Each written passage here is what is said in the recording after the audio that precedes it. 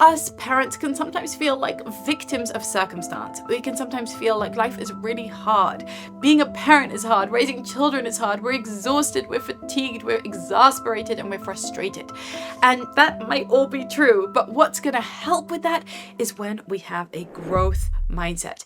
And a growth mindset is literally the opposite of a victim mindset. When you're in growth mindset, you feel like you can overcome, you feel like you are forward facing, and you feel resilient. So let's get into this because I have 7 steps for you to become strong of mind. This is Hi Fam, I'm Avital. I am thrilled to be coming to you today on one of my favorite topics, which is mindset. And I am all about teaching our children growth mindset. But one of the challenges that many parents come to me with is saying, yes, Avital, I really want my child not to be in victim mindset and to be in growth mindset, to have a strong mindset, but I myself feel like a victim all the time. I myself struggle to have a growth mindset. Can you give me some tips on how to build my own strength in my own mindset? So yes, I go into this in depth inside the Hi Fam membership, the studio, and I actually have an entire course dedicated to mindset that is called Alchemize, because I believe that mindset is everything. That's one of my mantras. Mindset is everything. You could actually be victimized by circumstance. Like circumstances might actually genuinely, objectively be really horrible for you. Horrible things might be happening. People might be really, harming you somehow. And yet what's going to differentiate between that becoming a trauma and you feeling crushed by it and you feeling okay and resilient and strong and healthy is all in the mind. This is a Viktor Frankl concept who wrote Man in Search for Meaning, and he came from the depths of despair. He was an Austrian psychiatrist who was actually in the concentration camp in Auschwitz, and his entire family was murdered. He was in the worst position a human being can be in, and yet he said, the one thing that they can't take from me is my mind. The one thing they cannot rob from me, even though they can take absolutely everything else and cause me tremendous suffering, they can't actually infiltrate my mind if I don't allow them to. So what I want to encourage you to do is to never allow a victim mindset to take hold in your mind, despite, regardless of, no matter what the external circumstances are. I know that's a really high bar to set, but let's look at 7 ways we can actually practice this with our day-to-day challenges with little kids. So number 1 is building resilience. And the way that we do this is that we actually adhere to that old truism that says, whatever doesn't kill me makes me stronger.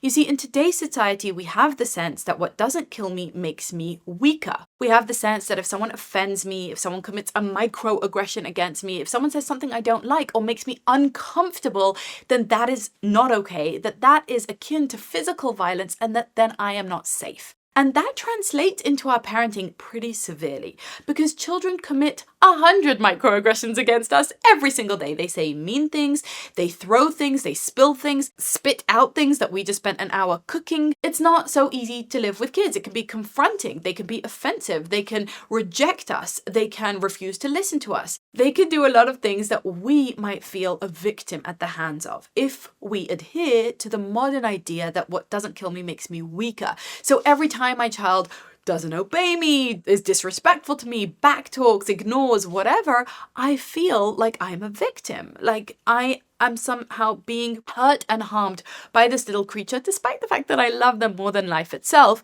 I still might feel that weakening sense.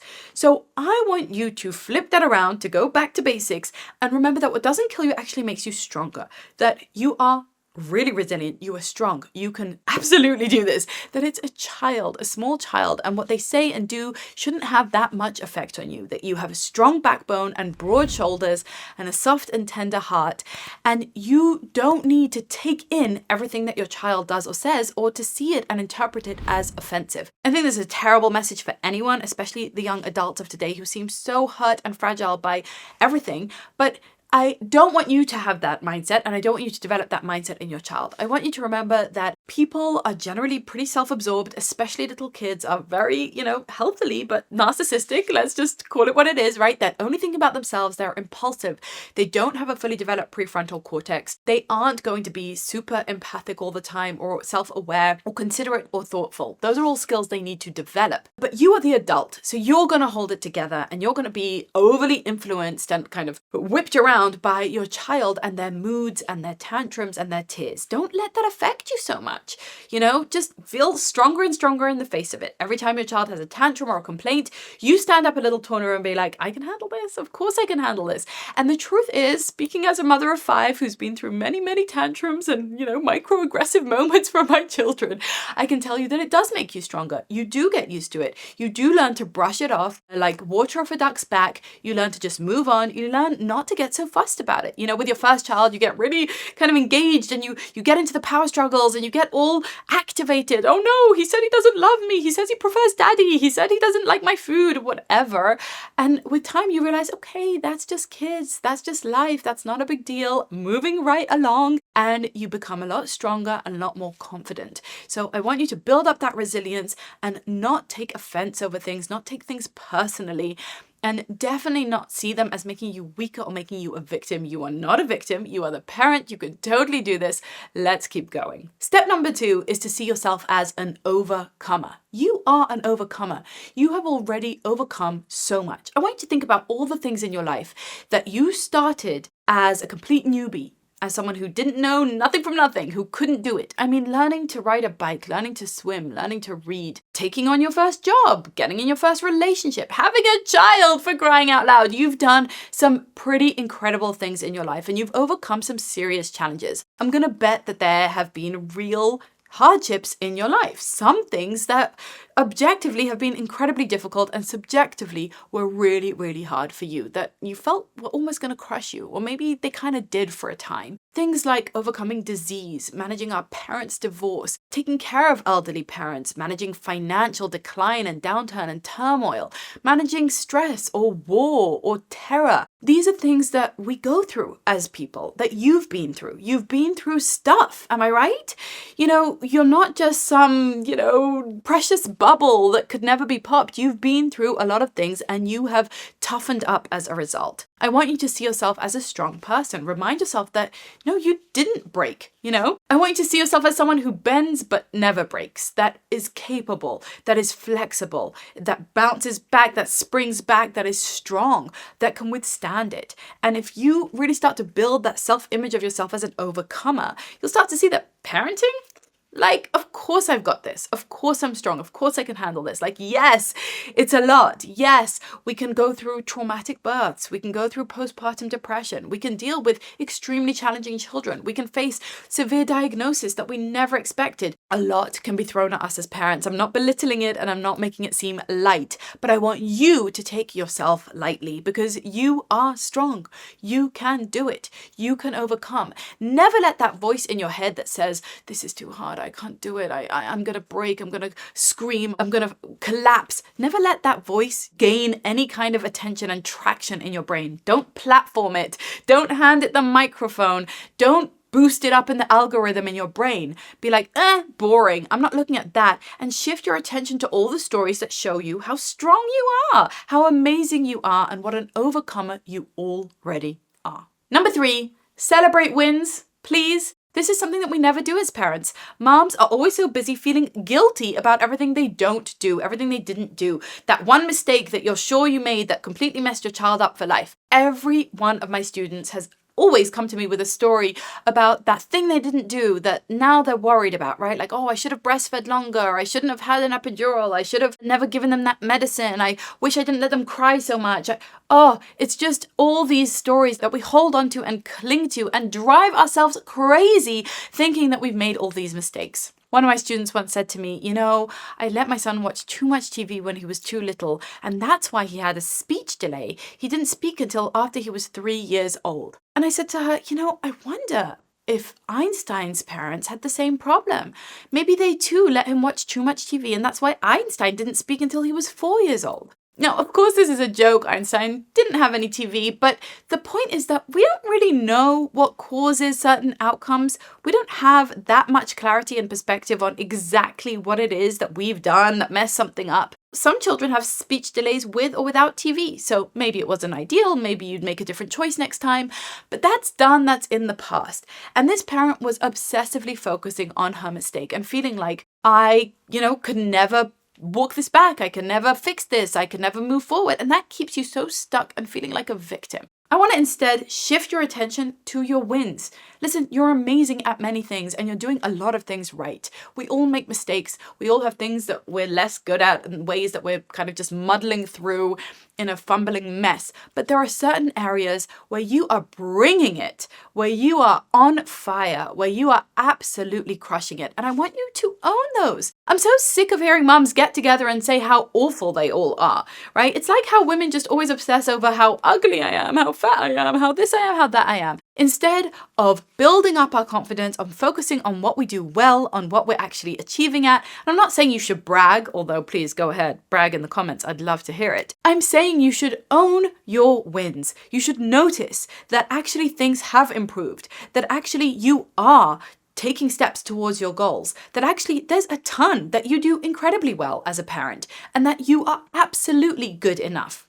If you want to stay stuck in victim mindset, keep telling yourself that sob story about all the ways you messed up. But if you want to feel empowered and teach your child growth mindset, then start to focus on the ways that you are doing well. Start to focus on all the effort that you're putting in, on the fact that yes, you're putting in hard work and time and you're really trying. And that's incredible. And that's all any of us can ever really do. So celebrate those wins. Now, one of the rules that I have inside of the studio, the High Fam membership, and if you're not a member, you're warmly invited to join us when the doors open. Make sure to get on the wait list meanwhile. One of the things that I tell everyone is that no win is too small to celebrate. I mean, if you didn't yell at bath time today, but usually you do yell, that's a win. Celebrate it. Isn't that amazing? You usually yell and now you didn't? Cool. Like, that's a huge overcoming story that you need to reinforce for yourself. Think about how much time you spend in your brain telling yourself the stories about all the things you're failing at. And replace just a fraction of that with spending some time telling yourself the stories of how you're doing well, of the small wins, the day-to-day moments that are triumphs. Look, the truth is, as parents, our work is mostly invisible to the outside world. We're not salaried, there are no trophies or rewards or articles or accolades. We're not going to be in the headlines, hopefully, about all the little things that we do at home. But we still are humans and we still need recognition and acknowledgement for the effort that we put into an important and meaningful project like, raising the next generation. Is there anything more meaningful than that? I think not. In which case, we need to take responsibility for making ourselves feel acknowledged by celebrating our wins. So please tell me right now, what is one win you're celebrating? What is one way you can congratulate yourself, own it, enjoy it, shout it out from the rooftops? Let's change the conversation from complaining and feeling bad and feeling guilty all the time to saying, hey, look, I rock this and I'm so happy. Isn't that amazing? Cool. I would love to give you a high five. Let me know in the comments below. Number 4, learn from failures. Rather than fixating on failures, rather than obsessing over our failures, how about we just look at them, face them, and say, you know what? I'm not happy with the way I handled that. Here's what I'm going to try and do differently next time, and then forgive them and move on. So many parents, as I've already outlined, are stuck in all the ways they're messing up, in what we can't provide for our children, feeling guilty about our socioeconomic status, about how much time we can spend with them, about what kind of food we make for them, about their sleep arrangements. I don't know, the list goes on and on. Everybody has their list of things they feel guilty about. But how about the things that you cannot change, and the mistakes that you made and failures that you're not happy with, you just learn from them for the future and then move on. Your child does not want you stuck, insecure, and, feeling sorry for yourself and stuck in a deep, dark hole of self-pity and victim mindset. They want you feeling confident. They want you enjoying your parenting. They want you moving forward. They want you spending this time on the planet, this precious moment that you've been given with your child, present, not stuck in the past, not worrying about something you did. Many of us worry about things that we did and obsess over them as kind of a way of doing something about it or absolving ourselves. It doesn't really do anything and it just ruins our current moment. Look at the failures, mistakes in the eye and say, okay, here's what I learned from it, and now it's time to forgive myself for being human and flawed. Understand that I parent within a context. I come with my own baggage, my own trauma, my own, preconceived notions, and I got to forgive that and do my best not to repeat it, and it's time to move on. Number 5, you want to move away from victim mindset. You need to become unoffendable. Yes, becoming unoffendable is a real skill, and it's possible. Maybe not 100% of the time, but 99% of the time. And what do I mean by this? Well, most of us are very insecure and very susceptible to the judgments of others, to comments from our in-laws, from a teacher, from a sibling, from a friend. And when we hear those comments from anyone, from our partner or from our pediatrician about our parenting, about our child's behavior, about their appearance, whatever it happens to be, then we can really take that on board and we can ruminate over it and let it fester and let it kind of grow and take over our entire internal being. It can follow us around like a cloud over our head and inhibit us and make us feel very nervous and anxious and just upset. Being offended is a choice. Yeah, I just dropped that bomb on you, but I want to repeat it. Being offended is a choice.